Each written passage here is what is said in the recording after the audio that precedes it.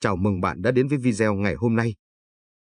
Trong cuộc sống bận rộn, chúng ta thường quên mất việc dừng lại để suy ngẫm và học cách sống một cách tỉnh thức. Nhưng bạn có biết không, chỉ cần vài phút nghe một bài giảng sâu sắc, tâm hồn chúng ta có thể nhẹ nhõm hơn, và cuộc sống cũng trở nên ý nghĩa hơn rất nhiều. Hôm nay, tôi sẽ chia sẻ với bạn những bài học quý báu mà tôi đã rút ra từ một buổi pháp thoại của thầy Thích Pháp Hòa, một trong những bậc thầy đầy trí tuệ và từ bi. Những bài học này không chỉ đơn giản là những câu chuyện, mà còn là chìa khóa để chúng ta sống tốt hơn mỗi ngày. Bởi vì từng phần của câu chuyện đều mang những thông điệp đặc biệt. Nếu bạn chỉ nghe một nửa, rất có thể bạn sẽ bỏ lỡ những ý nghĩa sâu sắc nhất, những giải pháp giúp thay đổi cuộc sống của mình. Hãy kiên nhẫn cùng tôi đi qua từng bài học, tôi tin rằng bạn sẽ thấy mình ở đâu đó trong những lời giảng này. Và bạn biết đấy, lắng nghe là một phần, nhưng chia sẻ chính là cách để bài học lan tỏa.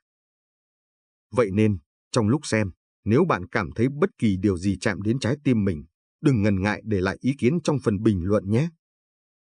Tôi rất muốn được đọc và cùng bạn trò chuyện. Bây giờ, chúng ta cùng bước vào những bài học đầu tiên. Đừng rời đi nhé, bởi điều thú vị nhất đang chờ bạn ở phía sau. Trong cuộc sống, chúng ta thường nghe câu, hùm chết để ra, người ta chết để tiếng.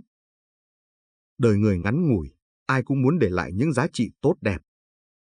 Nhưng làm thế nào để sống tỉnh thức và sống ý nghĩa? Qua bài giảng của thầy Thích Pháp Hòa, tôi rút ra được 5 bài học sâu sắc. Sống không chỉ để tồn tại, mà để phát triển. Chúng ta sinh ra, lớn lên, rồi làm việc, ăn uống, nghỉ ngơi. Những vòng lặp đó có thể khiến nhiều người nghĩ rằng cuộc sống chỉ đơn giản là duy trì những nhu cầu cơ bản. Nhưng cuộc đời không chỉ có thế. Như thầy Thích Pháp Hòa nói, sống không phải chỉ để tồn tại, mà là để phát triển cả về tâm hồn, trí tuệ và đạo đức. Hãy hình dung một cây lúa mọc lên từ đất. Nếu nó chỉ biết bám rễ, hút nước để sống sót qua ngày, thì chẳng khác nào một cọng cỏ dại. Nhưng nếu được chăm bón, cây lúa lớn mạnh, trổ bông, cho hạt, nó không chỉ sống mà còn mang lại giá trị cho đời. Cũng giống như con người, chúng ta có hai lựa chọn, sống để tồn tại, hoặc sống để phát triển và tạo ra những điều ý nghĩa. Một câu chuyện từ đời thường sẽ giúp bạn hiểu rõ hơn. Có một anh thợ rèn sống ở làng quê nhỏ. Ngày nào cũng vậy, anh làm việc cật lực từ sáng đến tối, kiếm đủ tiền để lo bữa cơm qua ngày. Một hôm, có người hỏi anh làm việc vất vả thế này, nhưng có bao giờ nghĩ đến việc học thêm một kỹ năng mới để cuộc sống bớt khó khăn không? Anh thợ rèn đáp, tôi không có thời gian, chỉ lo đủ ăn là may rồi. Người hỏi không nói thêm gì, nhưng vài năm sau, anh thợ rèn ấy vẫn ở đó, vẫn làm công việc cũ. Trong khi người bạn đồng nghiệp của anh, người đã dành thời gian học thêm nghề làm đồ trang sức, giờ đây đã có một cuộc sống khá giả hơn, và còn giúp được nhiều người khác trong làng. Chúng ta thường tự nhốt mình trong lối suy nghĩ rằng cuộc sống là một vòng lặp bất biến. Nhưng sự thật là chúng ta luôn có khả năng thay đổi và phát triển, chỉ cần biết tận dụng thời gian để học hỏi và nỗ lực. Phát triển không có nghĩa là phải đạt được những điều lớn lao hay xa vời. Đôi khi, phát triển chỉ đơn giản là mỗi ngày trở nên tốt hơn hôm qua một chút, đọc một trang sách, lắng nghe một lời khuyên hay, hoặc rèn luyện một thói quen nhỏ. Như thầy dạy, phát triển không chỉ là phát triển vật chất mà còn là phát triển nội tâm. Có người cả đời chạy theo tiền bạc, nhà cửa, nhưng khi đối diện với chính mình, họ không biết làm sao để tìm thấy sự an yên. Phát triển thực sự là biết cân bằng giữa bên ngoài và bên trong, giữa cái tôi và cộng đồng. Hãy tự hỏi, nếu hôm nay là ngày cuối cùng của cuộc đời, bạn sẽ hối tiếc điều gì? Có lẽ bạn sẽ tiếc vì đã không dành thời gian để học thêm điều mới, hay không đủ can đảm thay đổi bản thân. Nhưng nếu mỗi ngày bạn cố gắng sống trọn vẹn, bạn sẽ không còn gì để tiếc nuối. Cuộc sống của chúng ta giống như một hành trình dài. Đừng chỉ đi qua mà không để lại dấu ấn. Hãy là người làm cho cây lúa của đời mình trổ bông, đơm hạt, để khi nhìn lại, bạn có thể tự hào rằng mình đã không chỉ sống để tồn tại, mà đã sống để phát triển, để cống hiến và để yêu thương. Sống có tỉnh thức để tránh tổn thương người khác. Cuộc sống của chúng ta không chỉ được định hình bởi những điều chúng ta làm, mà còn bởi cách chúng ta tác động lên người khác. Mỗi lời nói, hành động, thậm chí cả thái độ đều có thể để lại dấu ấn, đôi khi là niềm vui, nhưng đôi khi là nỗi đau.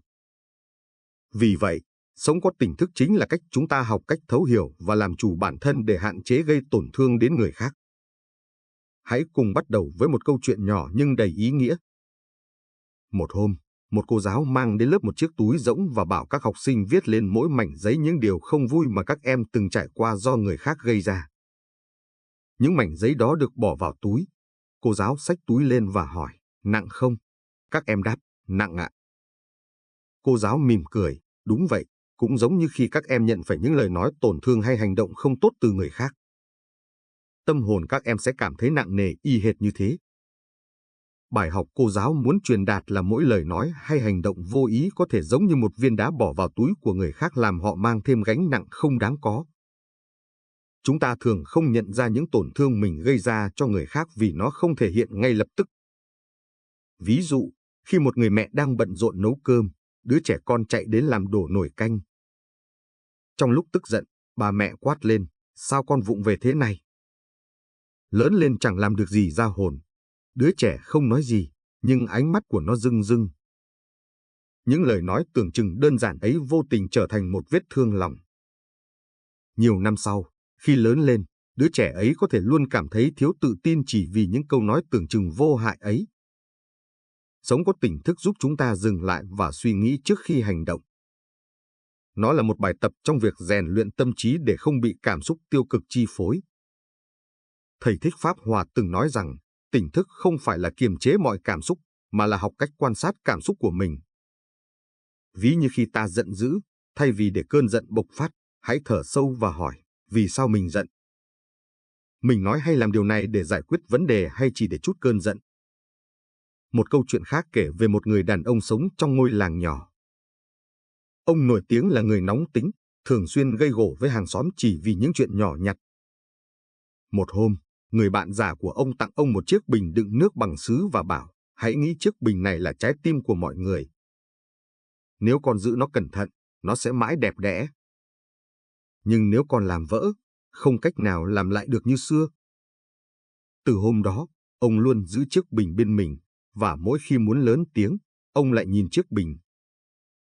Dần dần, ông thay đổi, trở thành người điềm tĩnh hơn. Trong đời sống hàng ngày, việc sống tỉnh thức cũng giống như cầm một chiếc bình sứ quý giá. Lời nói, hành động của chúng ta có thể làm đầy trái tim người khác bằng niềm vui, hoặc làm nó vỡ vụn bằng nỗi đau. Một câu nói nhẹ nhàng có thể xoa dịu nỗi buồn, nhưng một lời lỡ lầm có thể để lại vết thương mãi mãi. Thầy Thích Pháp Hòa từng nhấn mạnh rằng, lời nói có thể như hạt giống, hãy gieo những hạt giống lành. Thay vì chỉ trích người khác khi họ sai, hãy thử động viên họ sửa sai. Thay vì cáu gắt vì những lỗi nhỏ nhặt, hãy nhìn nhận rằng ai cũng có thể phạm lỗi và xứng đáng được tha thứ. Một lời xin lỗi đúng lúc, một lời cảm ơn chân thành, hoặc một nụ cười có thể làm thay đổi cả ngày của một người. Cuối cùng, hãy nhớ rằng sống tỉnh thức không phải là một trạng thái hoàn hảo ngay lập tức, mà là một hành trình dài. Chúng ta có thể bắt đầu bằng những bước nhỏ, như học cách lắng nghe nhiều hơn và nói ít lại, tập thở sâu khi giận dữ và nghĩ đến hậu quả trước khi hành động. Mỗi ngày trôi qua, sự tỉnh thức sẽ trở thành thói quen, giúp chúng ta không chỉ bảo vệ tâm hồn mình mà còn tránh gây đau lòng cho người khác. Đó chính là cách sống để mang lại bình an thực sự cho chính mình và những người xung quanh. Học Phật để làm Phật, không chỉ học Phật Pháp. Học Phật không chỉ đơn thuần là học thuộc kinh kệ hay hiểu rõ từng giáo lý, mà còn là việc áp dụng những gì học được vào đời sống để trở thành một con người giác ngộ, sống với tâm hồn thanh tịnh và trí tuệ sáng suốt. Thầy Thích Pháp Hòa từng nói, học Phật là để làm Phật, không chỉ để nói về Phật. Vậy làm Phật nghĩa là gì?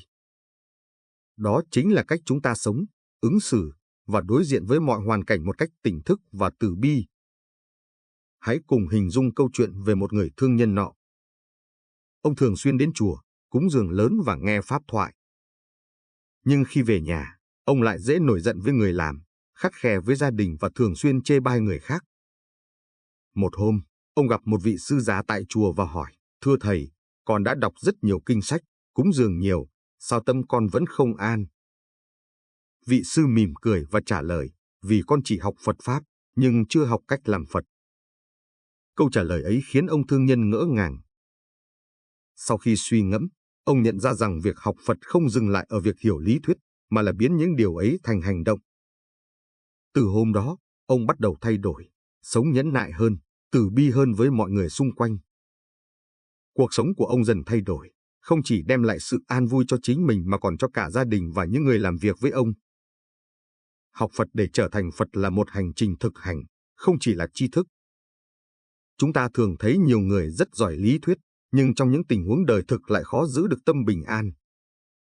Ví dụ, một người có thể hiểu rất rõ về vô thường nhưng khi gặp biến cố trong đời, họ vẫn đau khổ, oán trách. Đó là bởi họ chỉ mới học Phật Pháp mà chưa biết cách làm Phật trong đời thường. Hãy nghĩ về một câu chuyện gần gũi hơn. Có một người mẹ trẻ, sau khi tham gia một khóa tu, đã học được bài giảng về từ bi trong giáo dục con cái. Cô hiểu rõ rằng la mắng hay đánh phạt không phải là cách giải quyết vấn đề, nhưng khi đứa trẻ nghịch ngợm phá hỏng đồ đạc, cô vẫn không kiềm chế được và hét lên. Sau đó, cô ân hận, tự hỏi, mình biết phải từ bi, nhưng sao vẫn làm con đau lòng? Đó là vì sự hiểu biết cần đi đôi với rèn luyện. Học Phật là để thực hành trong từng khoảnh khắc.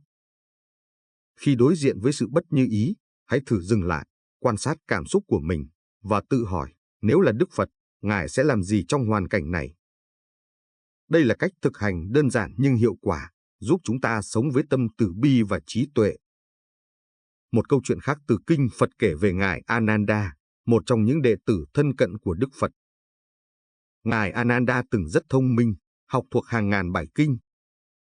Nhưng trong một lần đối diện với một người nghèo đói đến xin ăn, Ngài lúng túng không biết làm thế nào. Đức Phật sau đó dạy rằng, Ananda, chỉ học thuộc kinh không đủ. Hãy sống với lòng từ bi và hiểu rằng việc cứu giúp người khác chính là thực hành Phật Pháp. Từ đó, Ngài Ananda hiểu rằng làm Phật là sống với tình thương và trí tuệ trong từng hành động. Làm thế nào để làm Phật trong cuộc sống hàng ngày? Thực hành lòng từ bi, hãy bắt đầu bằng những việc nhỏ nhất, như nói lời cảm ơn, xin lỗi, hay giúp đỡ người xung quanh. Lòng từ bi không cần những hành động lớn lao, mà chỉ cần sự chân thành trong từng cử chỉ. Tập trung vào hiện tại, hãy sống trọn vẹn trong từng giây phút, dù là khi làm việc, ăn uống hay trò chuyện. Như Đức Phật từng dạy, giây phút hiện tại là nơi duy nhất ta có thể thực sự sống. Quán chiếu bản thân, mỗi ngày, dành chút thời gian tự hỏi, hôm nay mình đã làm được gì tốt? Điều gì mình cần sửa đổi? Đây là cách để tự hoàn thiện và tiến gần hơn đến sự giác ngộ. Học từ lỗi lầm, đừng tự trách mình khi chưa làm tốt, vì mỗi lỗi lầm là một cơ hội để học hỏi và trưởng thành. Cuối cùng, làm Phật không có nghĩa là trở thành một vị thánh, mà là sống một cuộc đời với tâm từ bi và trí tuệ, làm lợi lạc cho mình và mọi người. Học Phật không phải để tự hào rằng mình hiểu nhiều giáo lý, mà là để biết sống đúng với tinh thần Phật dạy, sống tỉnh thức, từ bi, và không ngừng hoàn thiện bản thân. Hãy nhớ rằng, con đường học Phật là một hành trình, không có đích đến cuối cùng, nhưng mỗi bước đi đều mang lại bình an và hạnh phúc. Đừng để tham, sân, si làm chủ cuộc đời. Tham, sân, si không chỉ là những khái niệm trừu tượng trong Phật giáo mà chính là ba ngọn lửa thiêu đốt cuộc đời con người. Nếu không tỉnh thức và học cách kiểm soát, chúng sẽ dần dần làm chủ chúng ta, khiến cuộc sống trở nên đau khổ, bất an. Để hiểu rõ hơn, hãy cùng phân tích từng trạng thái và nhìn vào những câu chuyện đời thường để thấm nhuần bài học này. 1. Tham, khát vọng không điểm dừng. Tham là sự ham muốn vượt ngoài giới hạn, là mong cầu không ngừng nghỉ. Điều đáng sợ là tham thường ngụy trang dưới hình thức của những mục tiêu tưởng chừng hợp lý. Ví dụ, một người có thể làm việc cật lực để đạt được tiền bạc hay địa vị, nhưng khi đạt được, họ lại không thấy hài lòng mà tiếp tục muốn nhiều hơn. Có câu chuyện về một người nông dân được tặng cơ hội hiếm có, đi bộ trên một cánh đồng và tất cả đất đai mà anh có thể đi qua trong một ngày sẽ thuộc về anh. Anh bắt đầu từ tờ mờ sáng, cố gắng đi thật nhanh để chiếm được càng nhiều đất càng tốt. Nhưng vì lòng tham, anh không biết dừng lại, tiếp tục đi mãi cho đến khi mặt trời lặn. Cuối cùng, kiệt sức và gục ngã, anh chẳng thể mang về bất cứ thứ gì ngoài một mảnh đất nhỏ để chôn mình. Qua câu chuyện này, ta hiểu rằng tham lam không chỉ khiến ta mất đi sự bình an mà còn lấy đi sức khỏe, các giá trị sống và những mối quan hệ xung quanh. Muốn sống hạnh phúc, ta cần biết đủ. Sự đủ không phải là từ bỏ tất cả, mà là bằng lòng với những gì mình có, biết trân trọng hiện tại. 2. Sân, cơn giận dữ làm mờ trí tuệ. Sân là trạng thái tức giận, bực bội khi không đạt được điều mình muốn hoặc bị tổn thương. Nhiều người thường nói, giận quá mất khôn. Và đúng như vậy, khi cơn giận bùng phát, nó có thể khiến chúng ta làm những điều sai lầm mà sau này phải hối hận. Một câu chuyện ngụ ngôn Phật giáo kể về một người đàn ông bị mất cắp. Vì tức giận, ông quyết tâm truy đuổi tên trộm, đi qua cả ngày lẫn đêm, không nghỉ ngơi. Nhưng cuối cùng, khi bắt được tên trộm, ông nhận ra rằng mình đã kiệt sức đến mức không còn sức để quay về nhà. Lòng sân hận đã không chỉ làm ông mất đi của cải mà còn khiến ông mất đi sức lực và thời gian quý báu. Cơn giận cũng giống như một ngọn lửa cháy trong tâm, nó không chỉ thiêu đốt người khác mà còn hủy hoại chính bản thân ta. Để dập tắt ngọn lửa ấy, ta cần thực hành lòng từ bi và sự nhẫn nhịn. Khi cảm thấy giận, hãy dừng lại, hít thở sâu và tự hỏi, cơn giận này có thực sự đáng không? Nó sẽ mang lại gì cho mình? 3. Si, vô minh dẫn đến sai lầm. Si là sự vô minh, không hiểu biết đúng đắn về bản chất của cuộc sống.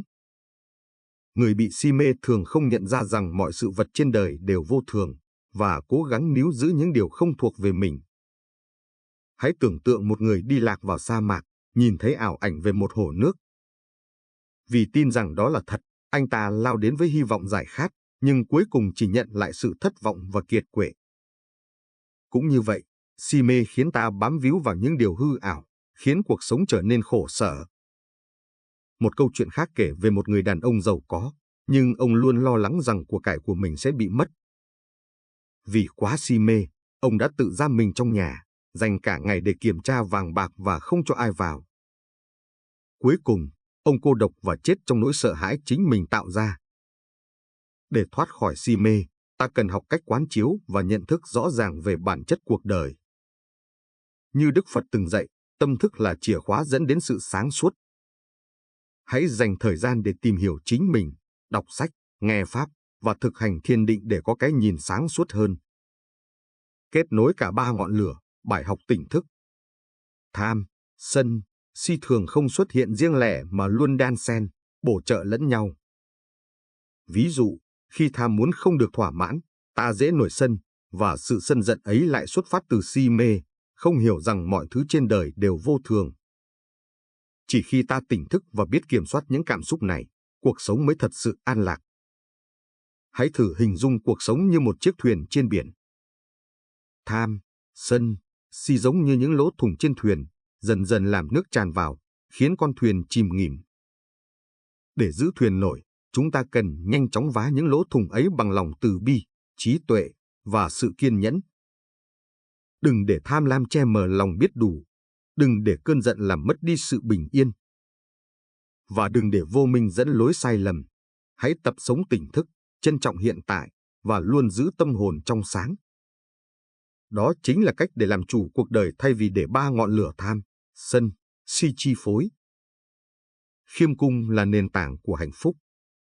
Trong cuộc sống, đôi khi chúng ta có thể thấy rằng những người có tài giỏi, thành đạt hay quyền lực lại chưa hẳn là những người hạnh phúc nhất. Ngược lại, nhiều người sống khiêm tốn, giản dị lại có một đời sống an lạc và hạnh phúc hơn rất nhiều.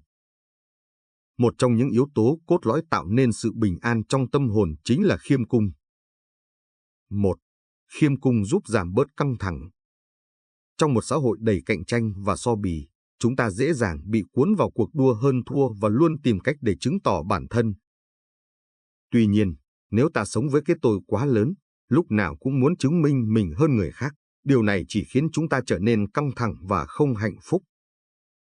Một câu chuyện rất hay minh họa cho điều này là câu chuyện về người nghệ sĩ và chiếc bình cổ. Có một người nghệ sĩ nổi tiếng, luôn tự hào về tài năng của mình. Một ngày, anh ta được mời đến một ngôi làng xa xôi để vẽ chân dung cho một gia đình giàu có. Sau khi hoàn thành bức tranh, gia đình kia hỏi anh về chiếc bình cổ mà họ thấy trong phòng. Người nghệ sĩ bày tỏ sự ngưỡng mộ và muốn có chiếc bình ấy trong bộ sưu tập của mình, vì nó quá đẹp. Người chủ nhà bèn mỉm cười và nói, nếu bạn muốn chiếc bình này, bạn có thể có nó, nhưng bạn phải trả giá bằng một điều gì đó.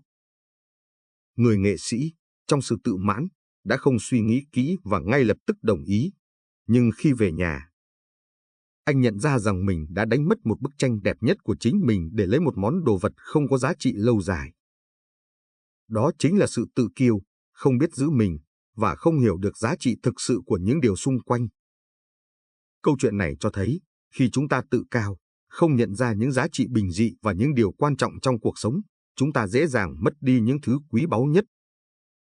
Khiêm tốn sẽ giúp chúng ta nhìn nhận mọi thứ một cách rõ ràng hơn, để không mắc phải những sai lầm giống như người nghệ sĩ trong câu chuyện. Khiêm cung làm cho tâm hồn ta trở nên nhẹ nhàng và thanh thản. 2. Khiêm cung giúp tạo dựng mối quan hệ tốt đẹp. Khiêm tốn không chỉ là một phẩm chất tốt mà còn là chìa khóa để xây dựng những mối quan hệ hài hòa trong cuộc sống. Trong gia đình, công việc hay xã hội, người khiêm tốn luôn dễ dàng tạo được lòng tin và sự tôn trọng từ người khác. Họ không coi mình là trung tâm của mọi sự chú ý, mà luôn sẵn lòng lắng nghe và chia sẻ. Điều này giúp họ dễ dàng hòa nhập và sống vui vẻ hơn. Hãy thử tưởng tượng một người lãnh đạo trong công ty, luôn biết lắng nghe ý kiến của nhân viên, dù họ là người mới hay có kinh nghiệm ít hơn. Anh ta không bao giờ khoe khoang về thành tích cá nhân mà thay vào đó, luôn biết khen ngợi và trân trọng đóng góp của mọi người. Dần dần, nhân viên sẽ cảm thấy quý trọng và muốn làm việc hết mình để xây dựng công ty ngày càng phát triển. Đây chính là sức mạnh của khiêm tốn trong việc xây dựng mối quan hệ. Có câu chuyện về một vị vua nổi tiếng, mặc dù là người cầm quyền tối cao nhưng luôn khiêm tốn và lắng nghe những ý kiến từ các thần dân. Một ngày, một người dân nghèo đến gặp vua và nói rằng, thưa ngài, trong vương quốc của chúng ta, còn nhiều nơi khó khăn, người dân thiếu thốn. Ngài có thể làm gì để giúp đỡ họ không? Vị vua đã không chỉ trích hay phớt lờ, mà ông lặng lẽ lắng nghe và rồi ra quyết định cải cách, giúp đỡ những người dân nghèo. Chính sự khiêm tốn và lắng nghe đã giúp ông trở thành vị vua được yêu mến nhất trong lịch sử. 3. Khiêm cung giúp ta giữ được sự bình an nội tâm. Khiêm tốn không chỉ là cách hành xử với người khác mà còn là một phương pháp giúp chúng ta bảo vệ tâm hồn mình khỏi sự xáo trộn, lo âu. Khi sống khiêm tốn, chúng ta không để cho sự tự mãn hay ích kỷ chi phối mà có thể duy trì được sự bình an trong tâm. Hãy nghĩ về một người khiêm tốn, luôn giữ tâm thanh thản, không chạy theo những ham muốn vật chất hay danh vọng. Thậm chí, khi cuộc sống gặp khó khăn, họ vẫn biết trân trọng những gì mình có và không đổ lỗi cho hoàn cảnh. Câu chuyện về mãnh hổ và con thỏ là một ví dụ điển hình. Mãnh hổ, một con vật hung dữ trong rừng, luôn tự hào về sức mạnh của mình và nghĩ rằng không ai có thể sánh với mình. Một ngày, con thỏ đến gặp hổ và nói, tôi là con thỏ nhỏ bé, nhưng tôi biết bạn có thể mạnh mẽ hơn tất cả, nhưng bạn không thể có được sự bình an như tôi. Mãnh hổ giận dữ, không hiểu vì sao con thỏ lại nói như vậy, nhưng cuối cùng hổ nhận ra rằng dù có mạnh mẽ đến đâu, thì nếu không biết kiềm chế bản thân và khiêm tốn, nó sẽ luôn sống trong sự lo sợ và căng thẳng. Con thỏ không mạnh mẽ, nhưng sống bình an với bản thân mình, đó chính là hạnh phúc đích thực. Kết luận: khiêm cung là nền tảng của hạnh phúc. Bằng sự khiêm tốn, chúng ta học được cách tôn trọng bản thân, biết đủ với những gì mình có, và đối xử nhẹ nhàng, chân thành với những người xung quanh. Khiêm cung không chỉ giúp chúng ta tránh được những sai lầm trong cuộc sống, mà còn giúp chúng ta xây dựng được những mối quan hệ tốt đẹp và đạt được sự bình an trong tâm hồn. Khiêm tốn là sự lựa chọn mà mỗi người có thể áp dụng để nâng cao chất lượng sống, và đó là chìa khóa để mở cánh cửa dẫn đến hạnh phúc. Cuộc sống vốn không dài, và mỗi khoảnh khắc trôi qua là một cơ hội để chúng ta sống trọn vẹn hơn, yêu thương nhiều hơn và giác ngộ bản thân mình. Khiêm cung không chỉ là phẩm hạnh giúp chúng ta sống tốt hơn, mà còn là một con đường dẫn đến sự an lạc trong tâm hồn. Khi ta biết cách đối diện với cuộc sống nhẹ nhàng, khiêm nhường, chúng ta không chỉ giúp bản thân mình tránh khỏi những lo âu, phiền muộn, mà còn truyền đi nguồn năng lượng tích cực cho những người xung quanh. Như thầy Thích Pháp Hòa đã chia sẻ, cuộc sống này không phải để tranh giành hay so bì, mà là để yêu thương và giác ngộ. Tình yêu thương ấy không chỉ là tình cảm với những người thân yêu, mà còn là sự thấu hiểu, chia sẻ và tôn trọng tất cả những gì chúng ta gặp gỡ trong cuộc sống này. Và giác ngộ không phải là một mục tiêu xa vời, mà là sự thức tỉnh trong mỗi hành động nhỏ, mỗi lời nói, mỗi suy nghĩ trong cuộc sống hàng ngày. Đó là hành trình khám phá bản thân, mở rộng lòng mình và sống trong sự đồng cảm, Vậy, hãy để mỗi ngày trôi qua là một ngày để chúng ta sống theo cách khiêm cung, yêu thương và giác ngộ. Hãy lắng nghe và học hỏi từ những bài học quý giá mà cuộc sống mang lại, và đừng quên rằng sự bình an chỉ thực sự đến khi chúng ta biết cách tôn trọng bản thân và những người xung quanh. Nếu bạn cảm thấy những chia sẻ trong video này hữu ích, đừng ngần ngại để lại một comment dưới video để chia sẻ suy nghĩ của mình. Mỗi ý kiến của bạn là một đóng góp quý giá giúp cộng đồng chúng ta cùng phát triển. Và đừng quên nhấn nút like và subscribe để đón nhận thêm nhiều video bổ ích khác nhé. Cảm ơn bạn đã dành thời gian theo dõi video. Chúc bạn luôn tìm thấy sự bình an và hạnh phúc trong cuộc sống. Sống để yêu thương và giác ngộ, đó là con đường hạnh phúc đích thực.